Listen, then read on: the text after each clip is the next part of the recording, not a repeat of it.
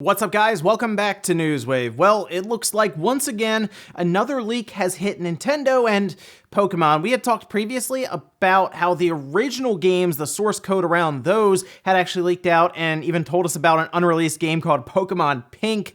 Well, it looks like it's happened again, this time with Gen 3. We're going to go over that today, and even a few unreleased games that never came out at that time that we've now found out about because of this leak.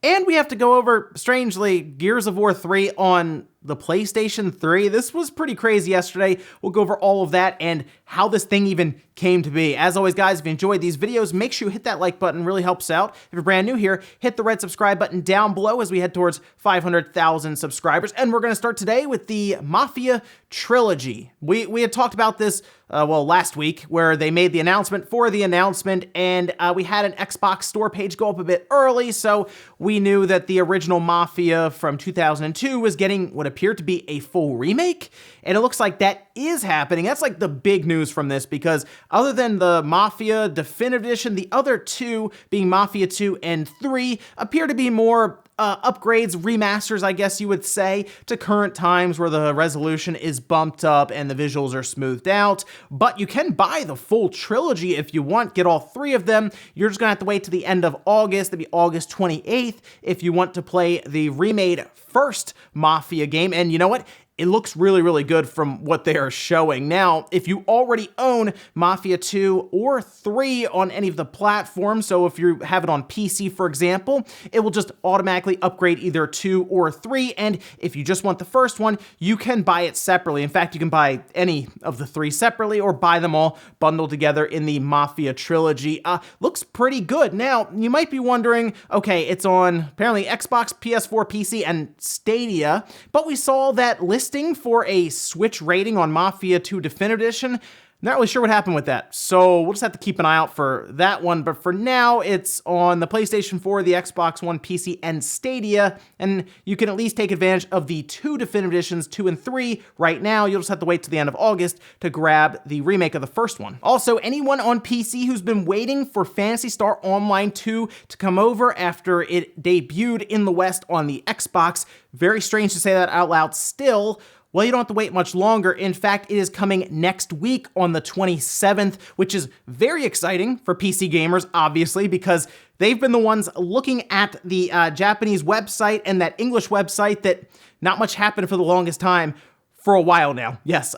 So next week, exciting stuff, and it gets a little better. There will be full crossplay with Xbox users, so if there's a friend you've been playing with on Xbox and you've wanted to move to PC when it was going to get announced, but you weren't sure if they'd be separate, they will not be. You can still play with them through crossplay, and I assume that means your account will also be able to move between them. We'll see about that one, but exciting stuff there, because as Phantasy Star Online 2 expands to PC, and we've heard plans about it going to all platforms, I assume that means the next step is to get it on the PlayStation 4 or the Switch or Stadia.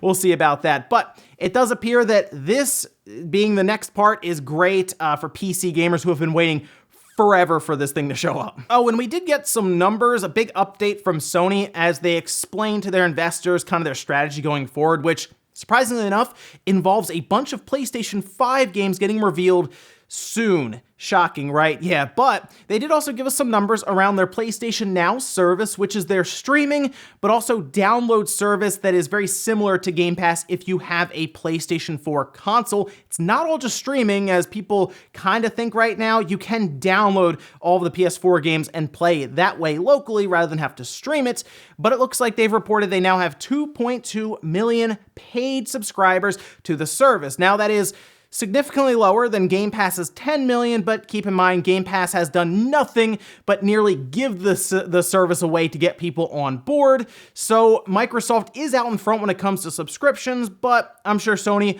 going into this generation coming up, is going to have a big focus on network services, as that has made them a ton of revenue, and I think PlayStation Now will continue to be a big focus for them going forward. So we'll see if they continue growing those numbers, which actually have more than doubled from 2019. And guys, with some of the quick news out of the way, let's get into the bigger stuff. We're going to start right away with this big Pokemon leak. Now, when I had previously talked about how source code and documents had been leaked out for Pokemon Blue and Red, a lot of people I did see in the comments said, wake me up when Gen 3 happens. Whenever that leaks, let me know. Well, it's time to wake up because Gen 3 has officially leaked out online. The full source code for games like Pokemon Ruby, Sapphire, Fire Red, Leaf Green. Yeah, the reason I think people were excited to hear about that, and whenever it was going to happen, which is now, is because Fire Red seems to be used quite a bit in the ROM hacking community to make different Pokemon games, for emulators, of course, for the Game Boy Advance, and the fact that the entire source code is now leaked online is going to, I think, produce some interesting results for people who like to change the game around and do different things with the whole source code just out there.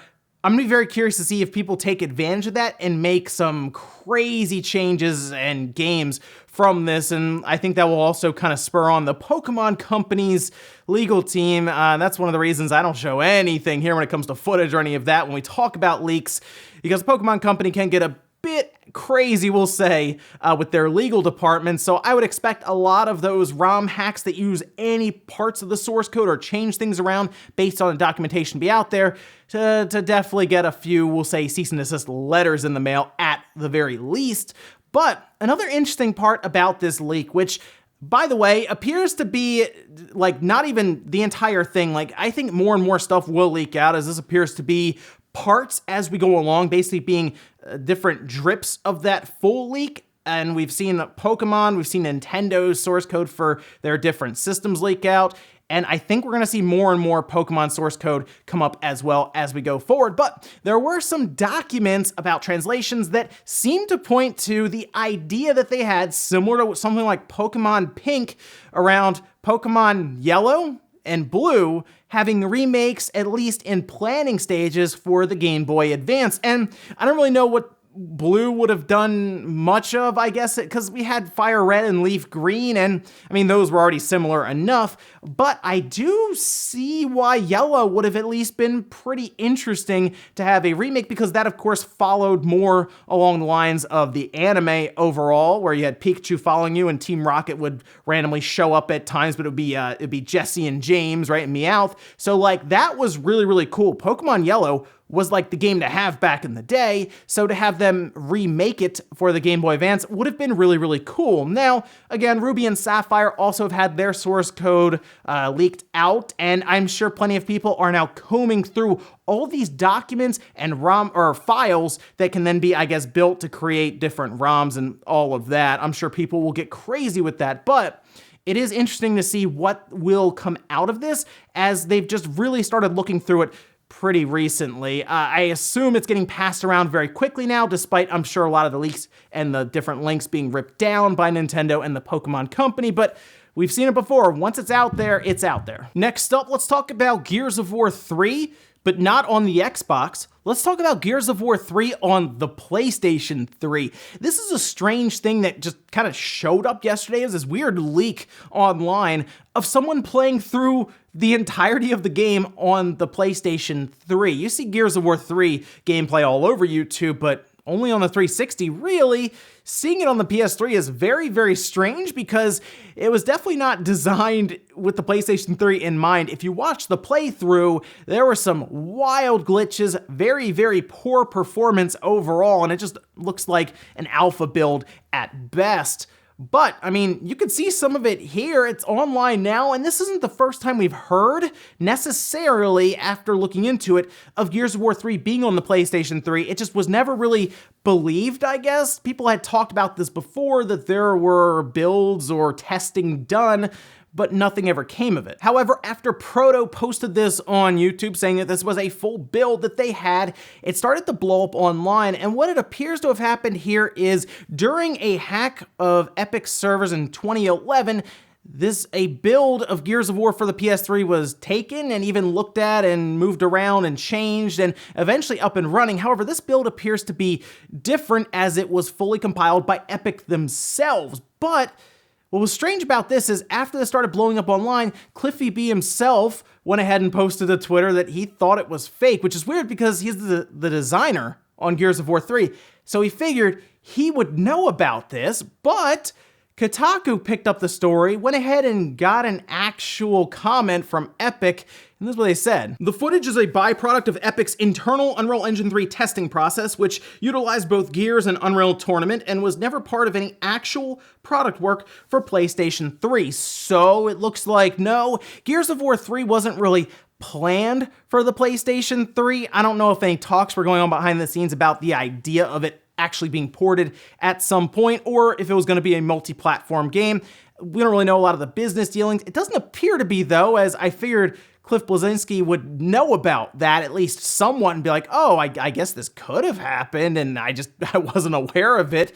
But it looks like they were testing the PlayStation 3 specifically for Unreal Engine 3, and they said, hey, we have a working build of Gears of War. Let's just, I guess, compile it and drop it on the PlayStation 3 and see how it responds to it. And we can kind of play around with the system and just do testing with Unreal Engine 3 in different capacities. It doesn't look like it was ever actually going to come out. I mean, if you look at the build, it looks super broken at times and was obviously nowhere near ready for retail launch. So just a fun project, I guess they had internally. It leaks out online, whether it's through hacks or just the overall leaks from developers, who knows there. But it looks like it was never really going to come out on the PlayStation 3. It was just some interesting testing they had done internally, and I'm sure plenty of developers and studios do this, and we just never know about it, right? Whether they try to run something like we heard, Final Fantasy 15, they attempted, Square did anyway, trying to run it on the Switch apparently, and it didn't work. That's just an example, right? Where maybe that leaked out and someone's showing it running on the Switch and it's like 10 frames per second or something because it's unoptimized. Kind of the same idea. This one just happened to get out to the public. Next up, let's talk about Ghost of Tsushima, Ghost of Tsushima, or Ghost of Tsushima. One of those was right, I'm sure, but there was a ton of information that came out after IGN had like a full sit down with the crew at Sucker Punch, and Ghost is looking good. They put out a ton of information around this. Nibble also went ahead and took some of the bullet points down to make this a bit easier, so make sure you check him out on Twitter. But yeah, the Ghost is looking shockingly good, especially compared to like the state of play they showed. Apparently it was such a small section of the game to the point where what we saw was just like a zoomed in portion of the starting area. This game is the largest game that Sucker Punch has ever made, and they went in depth with all parts of it to the point where they had wished that they had shown 1v1 duels in state of play because it looked kind of easy when you're blasting through it, but they wanted to emphasize that it was pretty difficult. Like, you can get overrun by enemies very quickly if you're the samurai. And moving over to the Ghost, which, by the way, appears to be your main character's alter ego, kind of like their masked form where they go through and you don't really know, and enemies don't know who the Ghost is necessarily, and then the samurai, I guess, is like your secret identity, kinda. And it's pretty funny to think about it that way, but you can go through the entire game as the samurai if you want. It's actually harder, though, as becoming the Ghost, which you can just switch between. By the way, it makes it a bit easier to sneak in and take out the enemies in the bases rather than just run head-on into the game, which makes sense. Now, they also have skill points, they say, full customization around your character, including weapons and gadgets, and you build your character up depending on how you play. Like, I'm looking at this game and it just looks really, really good. And for anyone saying that it looked like Zelda Breath of the Wild, well, turns out you're right, because it was inspired, as Sucker Punch says, by Zelda and Shadow of the Colossus, which you can kind of see both of those in there with its look and the graphical style. I'm good with that. I like both of those games, so hey, take both of those games, throw samurais and ninjas in there and stuff, and I'm on board. Looking forward to July. I think it's gonna be really good, and now I think I'm gonna start with Ghosts. I'm gonna pick up Paper Mario and Ghosts, and I'm gonna have to pop Ghosts and just see how it looks natively on my monitor, you know, away from like streaming and compression when we saw the state of play. And in our last bit of news, Sony announced a console that, I mean, I guess people will buy it. I don't know. These special edition systems at the end of the console's lifespan is strange to me. Like the Cyberpunk one for the Xbox, I guess people will buy it if they're Cyberpunk fans, but the game's not even out yet, so we can't really be fans of the game quite yet, I guess, completely to buy a system. I don't know. Anyway, we have a new PlayStation 4 Special Edition system, and it is based around The Last of Us Part 2, which makes sense. That's going to be Sony's big push here as we head towards the PlayStation 5. I just don't really know, unless you just don't have a PlayStation, I guess why you would buy that. But here's the image of the system here along with the controller.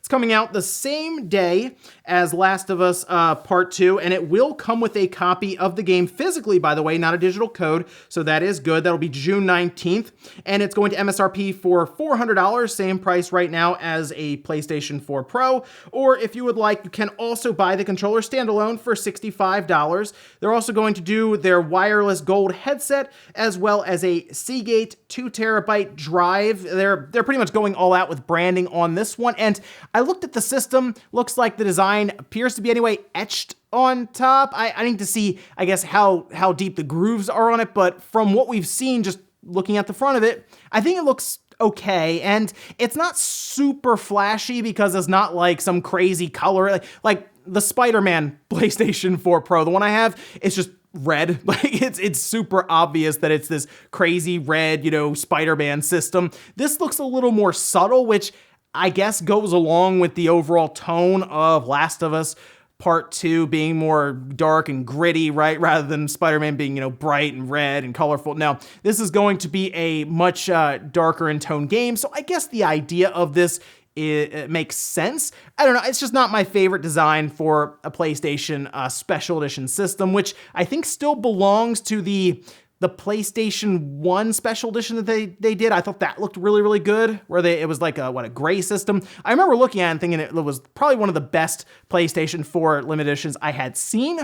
But hey, if you're a Last of Us fan, maybe you don't have a PlayStation now, there is at least a deal to be had here with the PS4 Pro and the game already coming with it basically for the same price as a PS4 Pro, but the PS5 is right around the corner, and Last of Us Part 2 is definitely going to be backwards compatible, so, if you can hold out, to wait for the holiday, I guess. And we'll finish up with the comment of the day as you're seeing here. This is from Amp saying, I suspect the future of gaming announcements will see a lot less time between announcements and release dates. Okay, here's the question for you, the viewer. If you were in charge of a game, would you rather announce it earlier so you can build hype and anticipation, but also possibly raise hype levels to where they're too high and disappointment is pretty much assured? Or would you rather announce the game a few months before it comes out, like Paper Mario, and hope that the hype can build fast enough for you to sell a bunch of copies at launch? I think it depends on how well known the IP is. If it's Mario, yeah, you can probably get away with announcing it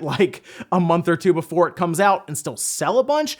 But if it's a brand new IP like Ghosts of Tsushima, any of those, right?